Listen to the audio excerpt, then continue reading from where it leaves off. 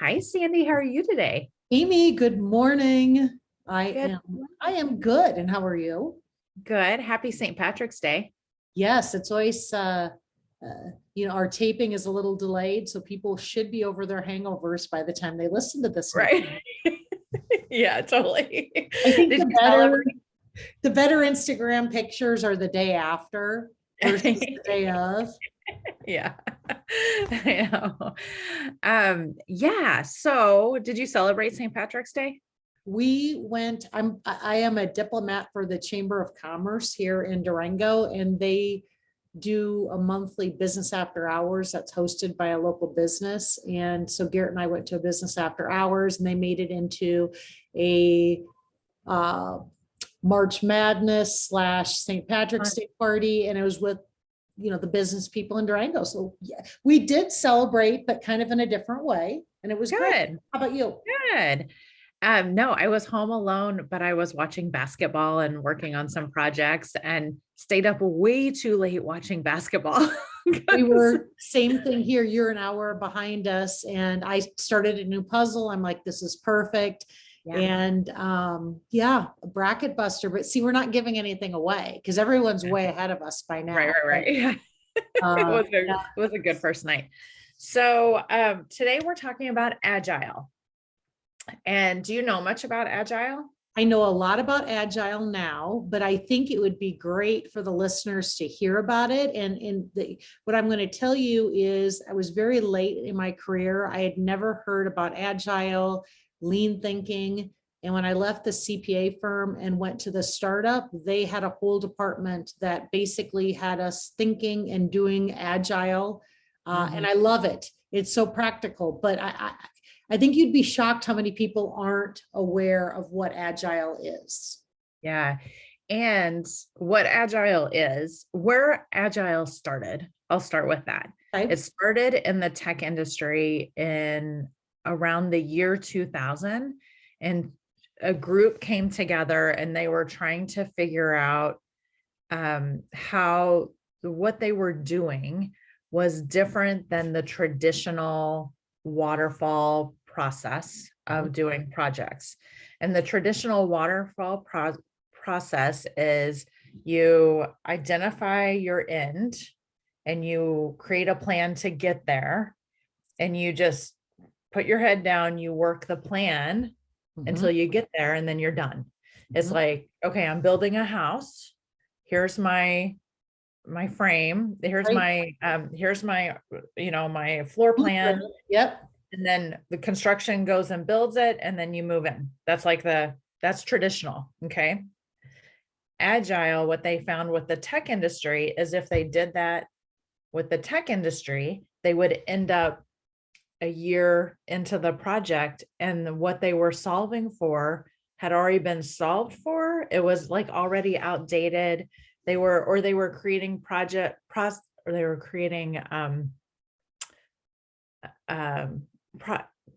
products. I was like, what's the word I'm looking for? They were creating a product that it wasn't quite right. Like it needed to be fixed. So they work on a year, and then they bring it to the customer, and the customer like, well, we want this, this, and this with it now too, and so then they would keep working on it. And then, so agile came through. Instead of being a straight linear, it's more of a circular process. So you start it, you get a minimum viable product, then you reach out to the customer, present it to the customer, get their feedback, and then you keep working on it. So it's more of a loop-de-loop with continuous feedback. And I love the minimum viable product that comes up a lot and I'll give give some examples of things outside the tech industry too. So for instance, developing a workshop.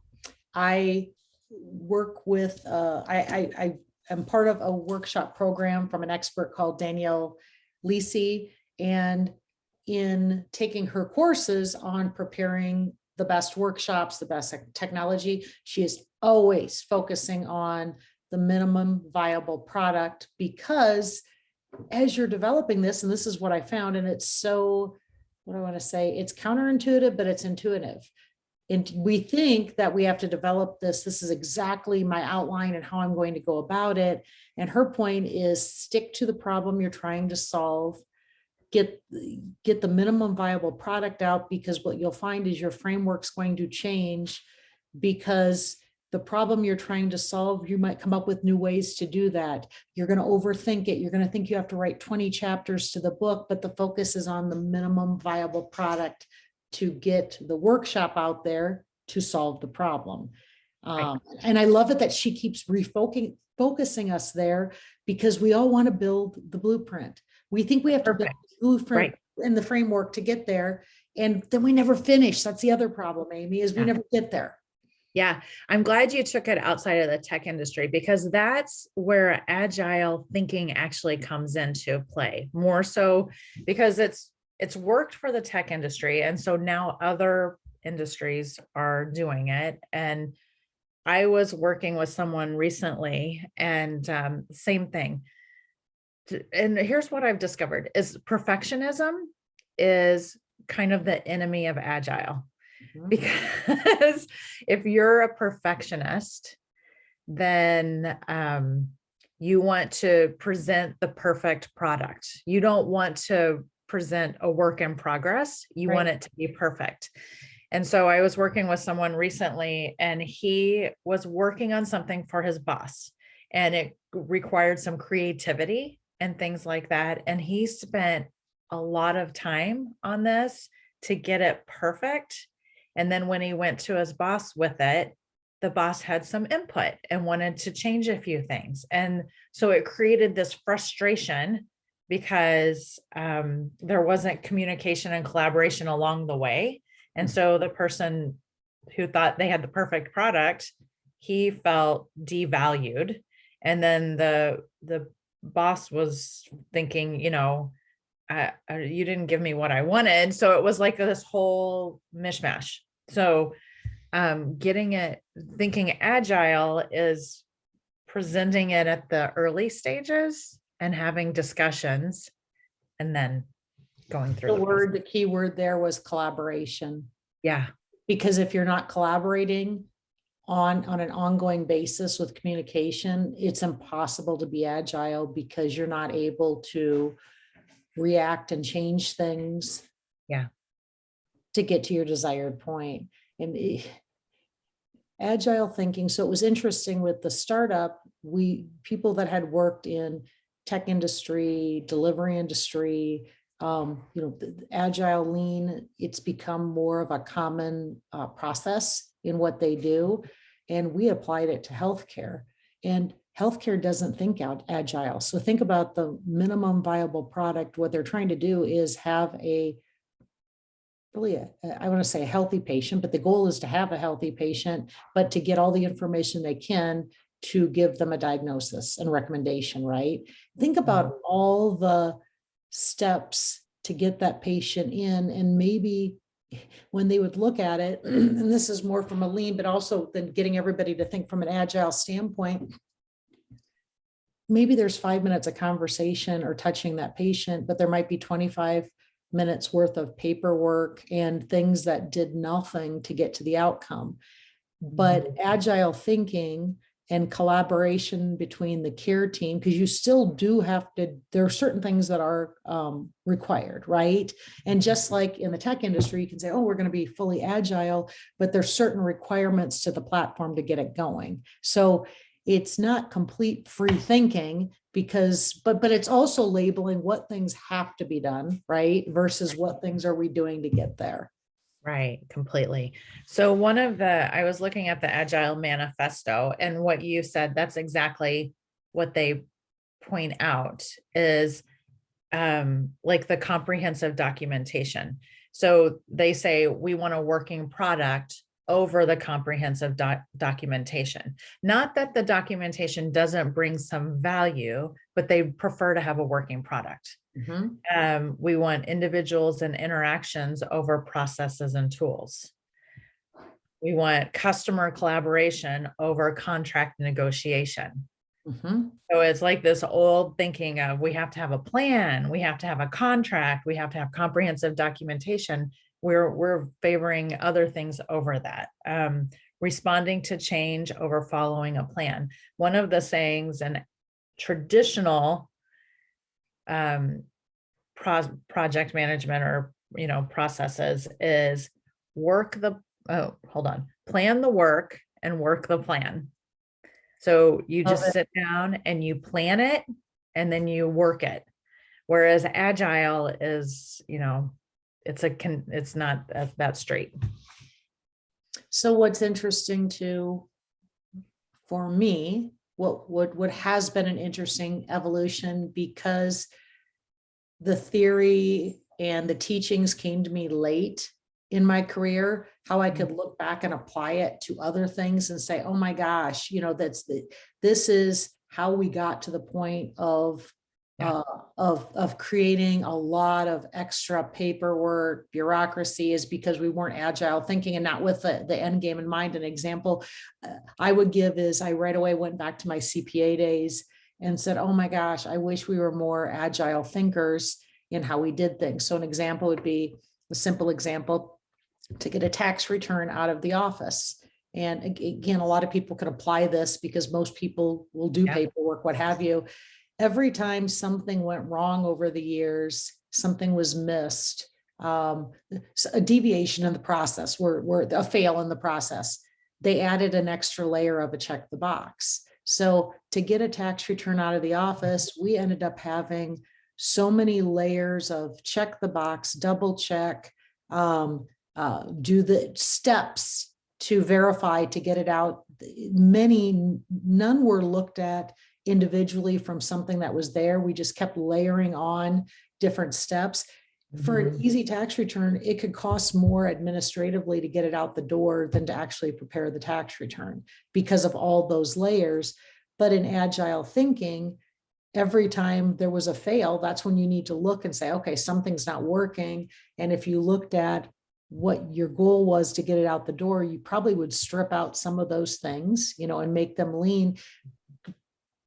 But it wasn't, these are all smart people. We just kept adding to it, but nobody took a step back or did a collaborative look to say, how can we best get all these steps taken care of, or some so far out there that we don't need to have a human do it every time because it only happens 1 in 1,000 times. But that thinking is not intuitive. It's taking a step back and saying, how should I look at this from an agile perspective?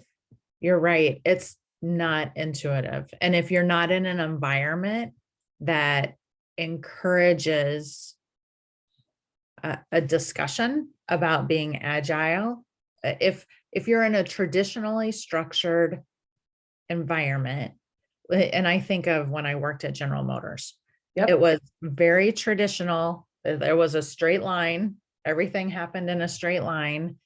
And so sometimes we wouldn't find a problem until something, like I worked back in the paint shop and it went through paint, trim, then chassis, and then inspection. Okay. And sometimes we wouldn't find a problem till inspection.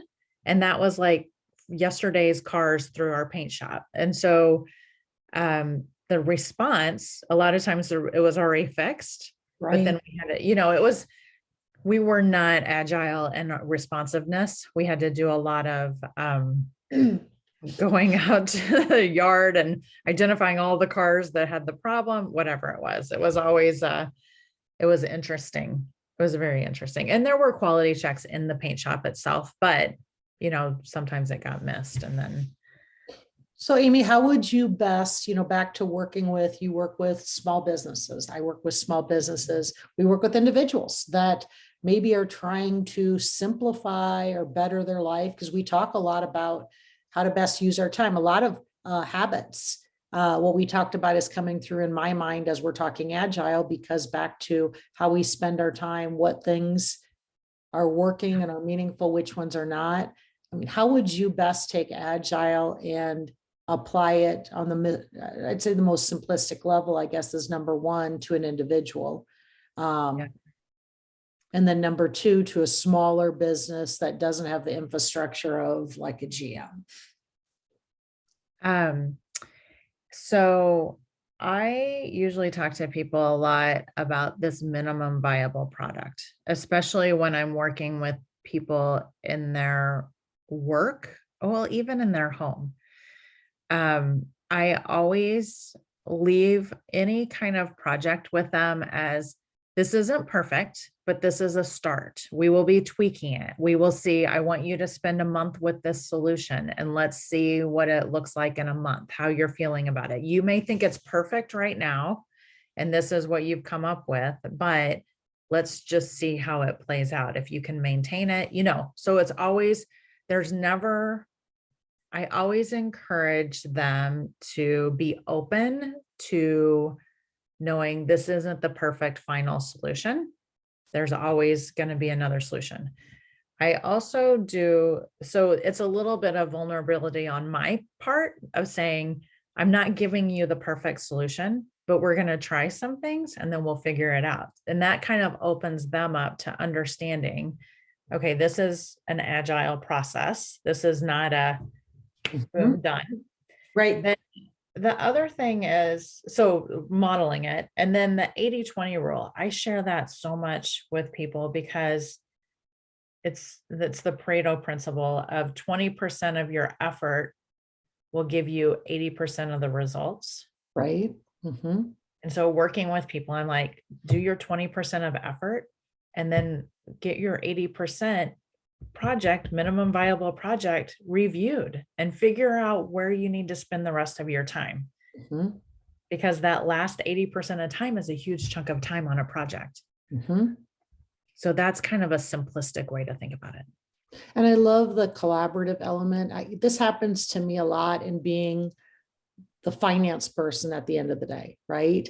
Is a lot of people will wash their hands of it and say, okay, now you take care of the finance piece. An example I'll give is right now, I'm working with a startup and we are putting a finance packet together for a round of investors. And it's so easy to say, non-agile thinking, okay, I'll write the letter. You're going to pull the packets together. And then for me, I'm just going to hand them over the financial piece. But it's so collaborative. And we've really looked at it from the minimal viable product of being, we need to get a packet out that represents the company and can quickly give a glance to the shareholders of what they'd be investing in. But it's not just me handing over a packet. It is we meet every day, we focus on different areas, and from their input on what that wants to look like and understanding, because now they're understanding it better. I'm going back and I'm pulling different graphs together, what it really is important. But it's very much an agile collaborative effort that we're doing, but it's not typical, Amy. Usually they'll say, finance person, you do your piece, you give it to us. And it's kind of like the tech example you gave. Then they say, well, I think we really needed to focus on our different channels of revenue with graphs, which, you can't make it into a 20-page packet. It needs to be a 10-page packet, right? Right. And if you would have given them everything they wanted to begin with, and then they come back and they're like, and you give them everything perfect, then they come back, 20 days later. It's like, no, we want something completely different. Now that we've put it all together, it doesn't look right. Then It's like starting the project completely over. And too many, accountants tend to do too many numbers.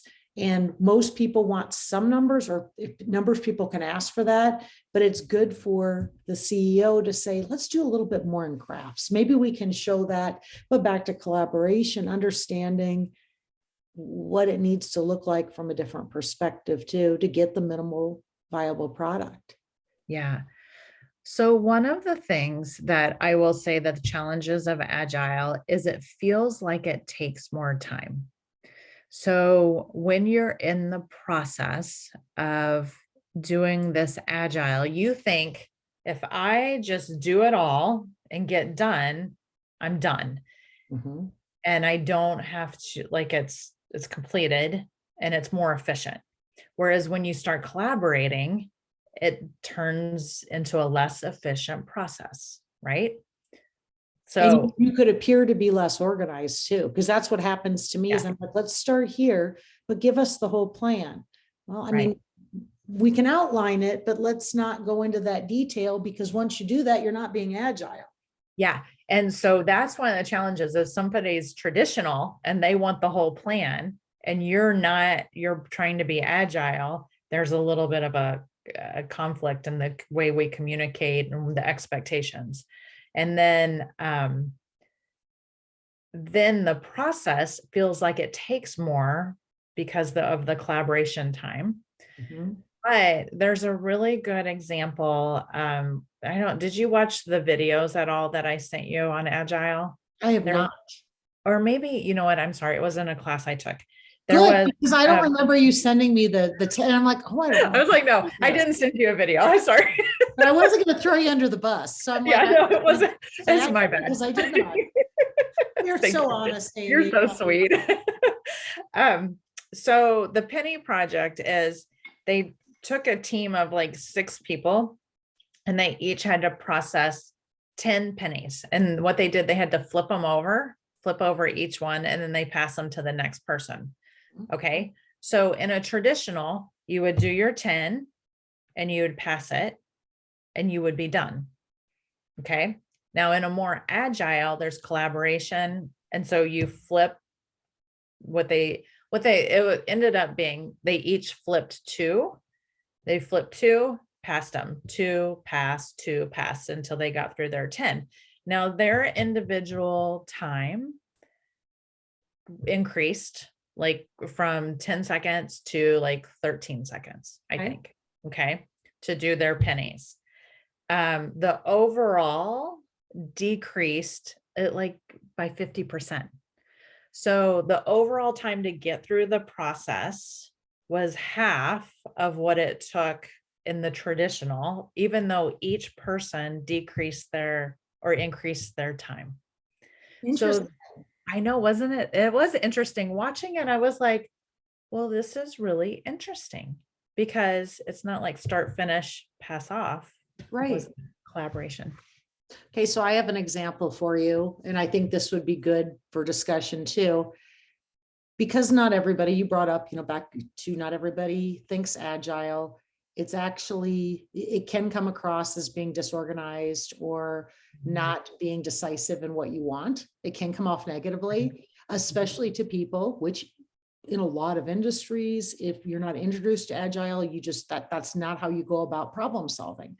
And so I'll give you a great example. At least I think it's a great example. So Garrett and he is much more of a linear thinker. Now, of course, he needs to be agile. He works in the tech industry, but he likes to have a plan.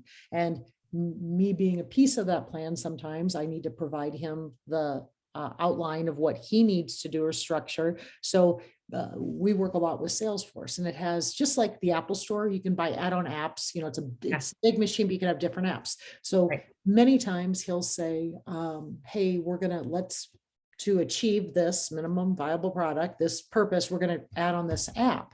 Well, I'm not familiar with the app. He has some familiarity with the app. And his question, and this has happened on various occasions, his question will be, what do you want this app to do? What do you tell me exactly what you want from this? Give me the outline. And my response always is, well, what can it do? What is possible for it to do? Because I need to know what's possible, because there might be things I don't know about. But it's, we almost butt heads on it, because he's like, oh, come on, I need specification. I'm like, but I don't want to give you, because I might leave something out. That's a great option. So we almost butt heads on like I'm stressing out because I'm afraid that I'm going to leave out some great option that I didn't even know was there. And he wants clarity so he can build it into the product. And, and so everything coming together, we have to collaborate, and we both have to do a little bit of research, because we can't learn the entire thing, but we both have to understand what's there and then come up with some type of an outline that allows for agile in case there's a functionality I want to add on. But it's just so funny because he always says, what do you want? And I always say, well, what can it do? Can you give me? Right. What can we, what are the possibilities? So Right. people do think and behave differently, and we all have time restraints, and there is mentalities of what are the possibilities versus map out what you want. Right. Yeah. That And is the a only way to great answer it is example. collaboration. That's it. Yes, collaboration and ambiguity, I would say, because a lot of times we don't know what the final product's going to look like until we work through all the wheels of the process to get there. And even, with my coaching and with my workshops I have one called Perfecting Your Pivot. People are looking for a roadmap, and I'm providing them a roadmap. I'm coaching them to get the roadmap, but the roadmap isn't, I need a new job. There's definitely ambiguity in that because they need to be agile. They have to be agile for it to be effective, because life gives you so many different turns and other people's choices, actions, your other responsibilities impact that. But it's a hard thing for people because they just want that life plan roadmap of here's exactly what I need to do to get to the plan and check the boxes and be done. But the most successful pivots are those that are agile. Right. And you keep in mind your minimum, what are you trying to achieve? Well, it's usually purpose or greater happiness, but you have to be agile in the road to get there, but you got to have a plan, but the plan doesn't have to be a 20-page white paper. Right. And in the plan, you have to welcome new information. Mm-hmm. Because sometimes, like if you have this plan laid out and you're in the middle of your plan and you get new information, new inputs, and you're like, do I listen to that or do I just keep going on my plan? And when you're in the traditional mindset, you're like, I'm just going to ignore that information. I'm going to ignore that input, and I'm just going to keep going on my plan. And you think of your clients, they have this roadmap and they're like, I'm checking my boxes, working my plan. But in the middle of that, especially with life, you get a new input and you're like, okay, what do I keep working my plan or do I pay attention to this input? And it could be a different, like, oh, I've changed my mind about something. Right. So this plan is no longer relevant, but I've invested all the time in this plan. And then you kind of get pulled in two directions and you have to decide what to do. You quickly found out a great example I would give that I saw in business with people, with everything, is when COVID year happened, when 2020 hit, the agile companies, they could move on a dime because they're so used to that. They're so used to saying, wow, not only was it a little change, but we need to be agile because we had this bomb. We had to close our business down. But they already had that collaborative thinking. The agile companies reacted quickly, swiftly, made decisions knowing that they're going to have to, and they were being agile day by day by day. Right. And people were the same way. If they were of agile thinking, they could navigate their lives much better in that extreme. You are so right. If you have the agile mindset, because the people, it's like the fixed mindset versus the growth mindset. Oh man, we're going all the way back. I know we're going all the way. We're going through all of it, which I will say this growth mindset kind of led us to agile and that type of thinking. So it's all tied together. But if you're fixed and you have that plan, then when 2020 hit, you didn't want anything to interrupt your plan. You were like, close it. Like, I don't want to hear about it. This is not going to interrupt my plan. I'm just going to keep moving forward. Or I'm going to do nothing and wait till I can go back to my plan. Right. Exactly. Exactly. Which is nothing back to, when is it back to normal? There's certain, of course, things have come back, but life is about a new normal. I think it's just usually a slow burn as it changes. And because it hit so fast, so quickly, so many change, it became so apparent, the agile versus not, right? Yeah. The growth mindset versus fixed. And Yeah. those that came out happier or better are those that can react in an agile way and Yeah. think in a growth way. So I just started a book. Hold on, I'm going to look it up. Okay. So it's called What Happened to You? Conversations on Trauma, Resilience, and Healing.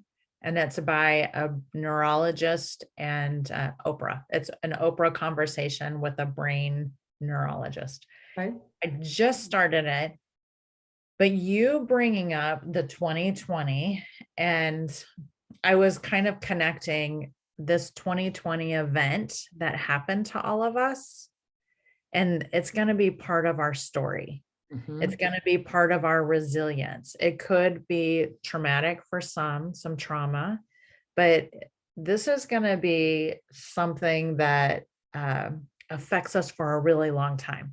And that's what this whole book is the things that happen to you and how it affects your brain. Like how, and it just in the intro, I'm just in the beginning, but it talks about your brain. There's this fight or flight piece. When something happens, it starts there and your brain adapts to help you survive. And it Wow. goes right down to that. And then it builds. And so anyway, it's interesting. It's a lot of brain psychology, which I like. Right. It's interesting. So I think this agile mindset is something that's gonna, if you have the agile mindset, 2020 was probably just a little bit of a blip. You pivot, you keep moving. If you don't have an agile mindset, it was probably a little bit more traumatizing Mhm. and harder to get through. And it's, agile mindset, thinking about collaboration. It's all about, practicing, being aware, trying different things, and finding the benefit of doing that. Because I think we both agree there's great benefits to Yeah. living, working from an agile standpoint. Right. And so I would say the challenge for people, if they want to try to do this, is if you have a straight line process or project where you see the beginning and the end and how to get there, instead of thinking of it as straight line, start thinking it of loops. So, And so that you know that you're going to go through iterations and then you're going to land where you need to be. love it. Yeah. So anyway, well, thank you All today right, for the Amy. conversation. It's always lovely chatting with you. All right, until next week. All right. Thanks, Sandy. Bye-bye. Bye.